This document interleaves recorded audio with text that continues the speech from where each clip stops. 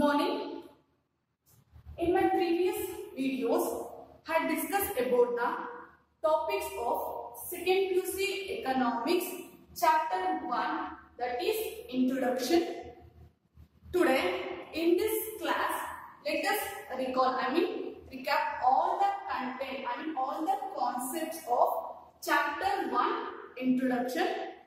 Let me first start with meaning of economics. Okay. The English word economics is derived from the two Greek words.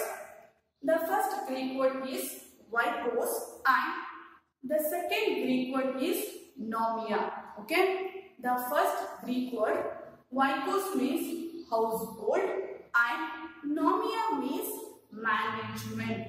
Therefore, economics means household management. Economics means household management. But it is very simple and it is very narrow meaning. In the broad sense, economics is a science which deals with allocations of scarce resources among alternative uses to satisfy human wants. Is called economics. Okay, economics is one of the social science subject.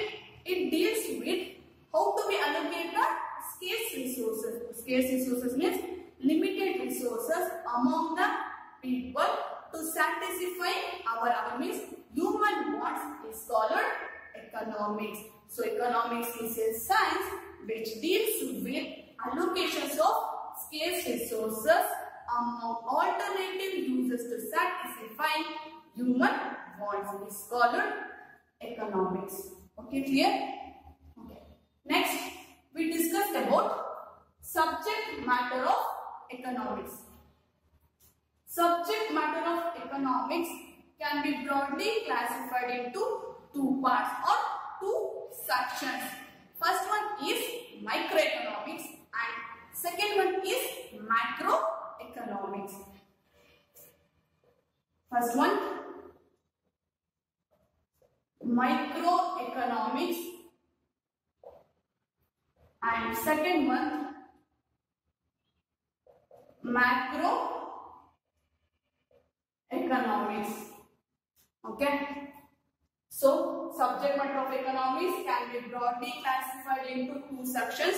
First one, microeconomics. Second one, macroeconomics. The word micro is derived from the Greek word mikros.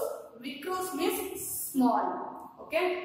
And the word macro is derived from the Greek word makros. Makros means large. Okay. So micro means small, macro means large. Okay. Now, microeconomic studies small unit of the economy such as individual demand, individual supply, consumer behavior, and particular commodity, individual prices, and individual income, etc. And macroeconomic studies aggregate covering the entire economy as a whole. For example, aggregate demand, aggregate supply, national income, general employment, wages, foreign trade, etc. Okay, this is the meaning of microeconomics and macroeconomics. Okay, clear? Next, we learn about difference between microeconomics and macroeconomics. It's very important in 4 marks. The first difference between microeconomics and macroeconomics is method of study. Under method of study, microeconomic studies individual unit and macroeconomic studies aggregate unit. Okay. Under method of study, microeconomics studies individual economic unit. For example, individual demand, individual supply, and many things. and macroeconomic studies aggregate. Aggregate means total, covering entire economy as a whole. For example, aggregate demand, aggregate supply, national income, etc. And second difference is scope. I have already told that microeconomic studies small unit of the economy, therefore its scope is very narrow, and macroeconomic studies large unit of the economy, therefore its scope is wider. Okay, clear? Next, third difference is main tools. Microeconomics main tools are individual demand and individual supply. Macroeconomics main tools are aggregate. Aggregate means total. Aggregate demand and aggregate supply. This is the third difference between microeconomics and macroeconomics. And last difference is partial equilibrium. It's very important. So, microeconomics studies the partial equilibrium analysis. Macroeconomics studies the general equilibrium analysis. Okay, under equilibrium analysis, microeconomics is a partial equilibrium analysis. Macroeconomics is a general equilibrium analysis. Okay, this is the main difference between microeconomics and macroeconomics. It's very important in 4 marks question. Okay, here. Next, we discussed about production possibility frontier. It is very important concept. Production possibility frontier was first introduced by famous economics Professor Samuelson. Production possibility frontier refers to a graphical representation of all possible combination of two goods that can be produced with given amount of resources and technology is called production possibility frontier. So production possibility frontier Samuelson introduce ಮಾಡ್ತಾರೆ. ಏನು explain ಮಾಡುತ್ತೆ ಅಂತಂದ್ರೆ two commodities ನ given amount of resources ಮತ್ತೆ one given technology ಇಂದ ಹೇಗೆ different ಆಗಿ alternative ಆಗಿ ಹೆಂಗ್ ಪ್ರೊಡಕ್ಷನ್ ಮಾಡಬಹುದು ಅಂತ ಎಕ್ಸ್ಪ್ಲೈನ್ ಮಾಡೋದನ್ನ ಗ್ರಾಫಿಕಲಿ ರೆಪ್ರೆಸೆಂಟೇಷನ್ ಮಾಡೋದಕ್ಕೆ ಪ್ರೊಡಕ್ಷನ್ ಪಾಸಿಬಿಲಿಟಿ ಫ್ರಾಂಟಿಯರ್ ಅಂತೀವಿ. ಆಫ್ಟರ್ ಮೀನಿಂಗ್ ಅದು ನೆಕ್ಸ್ಟ್ ಏನ್ ಡಿಸ್ಕಸ್ ಮಾಡ್ತಿದ್ರೆ ಅಸಂಪ್ಷನ್ ಡಿಸ್ಕಸ್ ಮಾಡ್ತೀವಿ. ಅಸಂಪ್ಷನ್ ಏನ್ ಡಿಸ್ಕಸ್ ಮಾಡ್ತಿದ್ರೆ economy can produce only two commodities, and secondly the resources are fixed in quantity, and technology remain constant. There is some assumption I discuss ಮಾಡಿ after assumption ಆದ್ರಿಂದ table ಅಲ್ಲಿ theory explain ಮಾಡಿ table ನ use ಮಾಡ್ಕೊಂಡು next diagram ಅಲ್ಲಿ ಥಿಯರಿನ explain ಮಾಡ್ತೀವಿ. Okay, and finally production possibility frontier is also known as the transformation curve. Okay, it's very important. Production possibility frontier is also known as the transformation curve. Okay, this is some information about production possibility frontier. Okay, clear? Next we learn about the central problems of the economy. It's very important question in same 4 marks and 2 marks also. There are mainly 3 types of central problems of economy. The first problem is what to produce. I hope you remembering. There are 3 types of central problems of economy. First one is what to produce. Second one, how to produce, and finally for whom to produce. First one, what to produce. Second one, how to produce, and third one, for whom to produce. Okay, first problem is what to produce.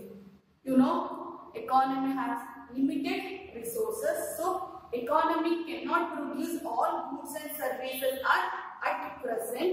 I mean, which goods are to be produced at present and which goods are to be postponed in future. Taking this decision is known as problem of what to produce. The problem of what to produce has mainly two aspects. Listen carefully. The problem of what to produce has mainly two aspects. First one, types of goods. Second one, quantity of goods. In types of goods, there are mainly two types of goods. First type is consumer good. Second one is capital goods. And quantity of goods explain about how much goods and services are to be produced. Yes, the production quantity of goods explain. Okay, clear? Next. Second one is how to produce. How to produce explain about the problem of choice of technology. You know, there are mainly two types of technology. First one, labor intensive technology. Second one, capital intensive technology. And first one, labor intensive technology. In labor intensive technology, we use more labor and less capital. And second technology is capital intensive technology. We use more capital, we use more machines, tools, equipments and less labor. Okay. So which technology choose second central problem of how to produce. Okay, clear? Next. Last one, for whom to produce. For whom to produce explain about distribution side. Production goods and services na distribution among the nation. National production goods and services na distribution rich and poor or basic goods or capital goods or consumer goods and decide third central problems of the economy. Okay, understand? So there are mainly three types of economic problem. First one, what to produce. Second one, how to produce. Last one, for whom to produce. Okay, clear? Next, we discussed about organization of economic system or economic activities. You know, there are mainly three types of economic activities or system, or listen carefully, there are mainly three types of economy. First one, centrally planned economy. Second one, market economy. And the third one is mixed economy. Okay. First one, centrally planned economy. Centrally planned economy is also known as socialist economy. Central planned economy means all the economic activities are controlled, owned, managed by the central government is known as the centrally planned economy. Okay. First type of economy is central planned economy. Central planned economy means economic activities are controlled, owned, managed by the central government is known as the central planned economy. For example, Cuba, Vietnam, North Korea and many other countries. And central planned economy is also known as the socialist economy. Okay, clear? Next, second type of economy is market economy. Market economy means economic activities, consumption, production, distribution, exchange and many other economic activities are controlled, owned, managed by the private sector is known as the market economy. Okay, for example, USA, UK and Australia and these countries have market economy. And market economy is also known as the capitalist economy. Okay, market economy is also known as the capitalist economy. And you know, central planned economy main motive is social welfare motive, and market economy main motive is profit maximization. Okay, so central planned economy main yav concentration madutte, social welfare ge concentration madutte. Market economy yav concentration madutte, only profit ಮಾಡಬೇಕು ಅನ್ನೋದಕ್ಕೆ ಮಾತ್ರ concentration ಮಾಡುತ್ತೆ. Okay, this is the main difference between central planned economy and market economy. Okay, last third one is mixed economy. Mixed economy means it is a mixture of both central planet economy and market economy. I mean all the economic activities. I mean consumption activities, production activities, distribution activities, exchange activities, and many other activities are controlled, owned, and managed by both public sector and private sector, is known as a mixed economy. For example, India, Pakistan, and Sri Lanka, and these countries are mixed economy. Okay, understood? Clear? So there are mainly three types of economy. First one, centrally planned economy, is also known as a socialist economy, and second one is market economy. It is also known as the capitalist economy. Last, finally, mixed economy. Okay, clear? Okay. Next topic is positive and normative economics. Economics is broadly distinguished between positive economics and normative economics. Let's first discuss with positive economics. Positive economics is a branch of economics. It studies what is and what was under the given set of circumstances. Circumstances means situation. Is called positive economics. Okay, positive economics what was ಮತ್ತೆ what is one situation ಅಲ್ಲಿ positive way ನಲ್ಲಿ study ಮಾಡುತ್ತೆ. what is ಮತ್ತೆ what was ಆಗಿ study ಮಾಡುತ್ತೆ. ಯಾವುದು positive economics. only positive way ಮಾತ್ರ study ಮಾಡುತ್ತೆ positive economics. Normative economics is also one of the branch of economics. It studies rightness and wrongness of thing. one situation one thing rightness ಯಾವುದು wrongness ಯಾವುದು ಅಂತ ಹೇಳಿ normative economics ಅಲ್ಲಿ discuss ಮಾಡ್ತೀವಿ. I mean what should be done and what should not be done, and what is good and what is bad for human being ಅಂತ ಹೇಳಿ normative economics ಅಲ್ಲಿ study ಮಾಡ್ತೀವಿ. Okay, so positive way study ಮಾಡ್ತೀವಿ what is and what was under given set of situation. Normative economics studies rightness and wrongness of the situation. Okay, clear? Last topic is difference between positive and normative economics. It's very important question in 2 marks. The main first difference is, I'm already told that positive economics is the study of what is and what was under the given set of circumstances or situation. Is called positive economics. Normative economics is studies rightness and wrongness of thing, is known as the normative economics. Okay, and positive economics is based on individual opinion, and normative economics is based on the value judgment. And third difference is positive economics does not verify actual data. Normative economics is verify actual data. Okay, this is the main difference between positive economics and normative economics. It's very important question in 2 marks question. So you write any 2 points. Okay, these are the main important concepts of chapter 1 introduction. I hope you are all entire topics contents clear ಆಗಿದೆ ಅರ್ಥ ಮಾಡ್ಕೊಳ್ತೀನಿ. Okay, these are some important concepts of the chapter 1 introduction. Okay, thank you.